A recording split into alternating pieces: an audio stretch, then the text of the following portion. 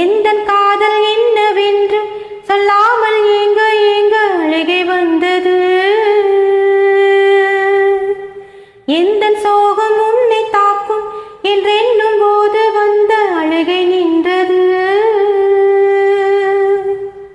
மனிதர் உணர்ந்து கொள்ள இது மனித காதல் அல்ல, அதையும் தாண்டி புனிதமானது. அபிராமியை தாலாட்டும் சாமியே நான் தானே தெரியுமா? சிவகாமியை சிவனில் நீயும் பாதையே அதுவும் உனக்கு புரியுமா? சுபலாலி லாலியே லாலி லாலியே, அபிராமி லாலியே லாலி லாலி.